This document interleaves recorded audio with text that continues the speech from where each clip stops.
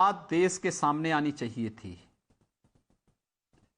आजादी के तत्काल वादे कार्य हो सकता था,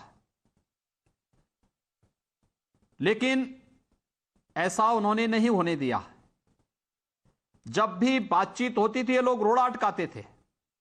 जब भी किसी एक निष्कर्ष पर पहुंचने की बात आती थी ये लोग एप्लीकेशन देते थे। जब भी न्यायालय इसमें निर्णय देने की स्थिति में आता था ये लोग रोड़े बन करके खड़े होते थे। याद रखना, अयोध्या में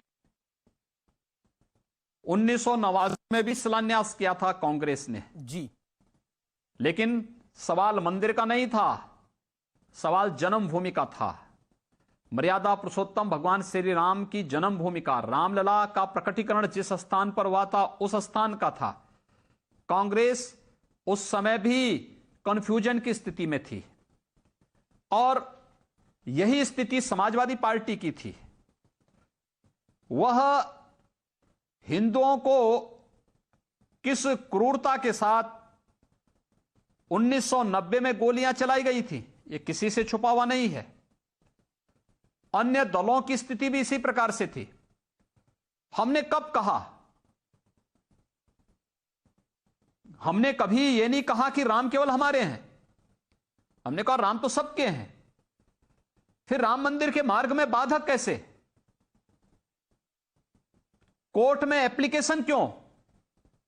पग पग पर बाधाएं क्यों? यह किसने खड़ा किया था? यह बीजेपी ने नहीं। हमने तो हमेशा इस बात को कहा कि संवैधानिक मूल्यों और संविधान सम्मत समाधान निकालेंगे, और संविधान सम्मत समाधान निकला, हम सहभागी बने।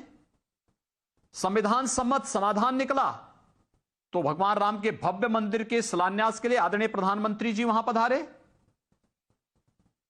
कुछ भी काम संविधान के विरुद्ध नहीं किया, लेकिन ये वे लोग हैं जब चुनाव आते हैं, वोट लेना हो तो इन्हें मंदिर याद आते हैं, लेकिन जब इन मान बिंदुओं की पुनर्स्थापना की बात आती है तो ये लोग हिंदुओं को कोस योगी जी, आप कह रहे हैं कि कांग्रेस हिंदू विरोधी है, राम विरोधी है। राहुल गांधी तो जनेऊ डालकर घूम रहे हैं इस रूप में। प्रियंका गांधी को राम प्रेम जाग रहा है। प्रियंका गांधी वही कहा ना कि चुनाव के दौरान ही दिखाई देता है। शेष अन्य दिनों में और अन्य अवसरों पे लोग क्या करते हैं एक जग जाहिर है।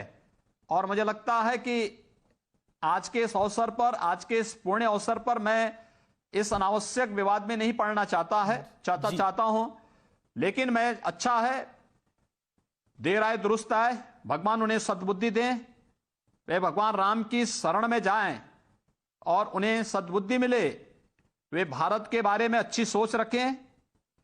अयोध्या में भगवान राम का मंदिर एक केवल मर्यादा पुरुषोत्तम भगवान राम का मंदिर नहीं बल्कि राष्ट्र मंदिर है, जो मर्यादा पुरुषोत्तम भगवान श्री राम की यश और कीर्ति के अनुरूप भारत की यश और कीर्ति को देश और दुनिया तक पहुंचाएगा।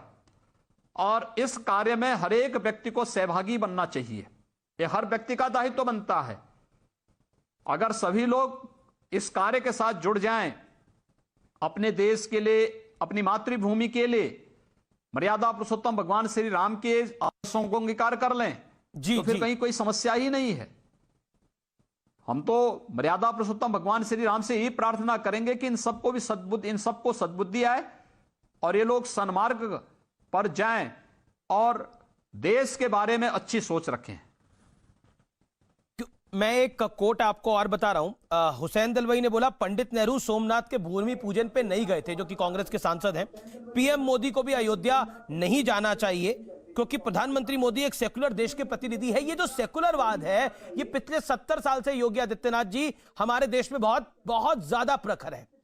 क्या आपको लगता है कि आज उस सेकुलरवाद, जिस सेकुलरवाद की बात करी जाती है पिछले 70 साल से, राम मंदिर के निर्माण के शुरू होने के बाद उस सेकुलरवाद को भी तिलांजलि दे दी गई है, जो कि छद्म सेकुलरवाद है, सूडो सेकुलरिज्म है?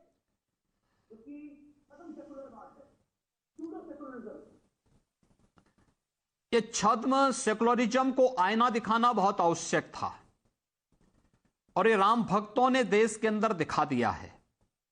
2014 में दिखाया है, 2017 में दिखाया है, 2019 में भी दिखाया है और आगे भी श्री राम जन्मभूमि मुक्ति के लिए चला आंदोलन एक केवल एक मंदिर का आंदोलन नहीं था, छद्म धर्मनिरपेक्षता को आईना दिखाने का एक आंदोलन भी था। भारत की राजनीति को छद्म धर्मनिरपेक्षता के आवरण से कलंकित करने वाले लोगों को भी आईना दिखाने का एक व्यापक आंदोलन था। सेकुलरिज्म का मतलब कहीं भी हिंदू विरोध या बहुसंख्यक विरोधवाद का आधार नहीं बन सकता था। छद्म निरपेक्षता का आधार राम जन्मभूमि आंदोलन के इस अभियान ने पूरी तरह बेनकाब किया है और सेकुलरिज्म का वास्तविक अर्थ सर्वधर्म समभाव का होना चाहिए, इस भाव को भी सबके सामने प्रस्तुत किया है और वही भाव है जो हम सबको भी सभी लोगों को सम्मान देने का और सभी लोगों का आदर करने का भाव पैदा करता है। लेकिन ये लोग जिस प्रकार की राजनीति करते रहे हैं, ये गलती थी उन लोगों की।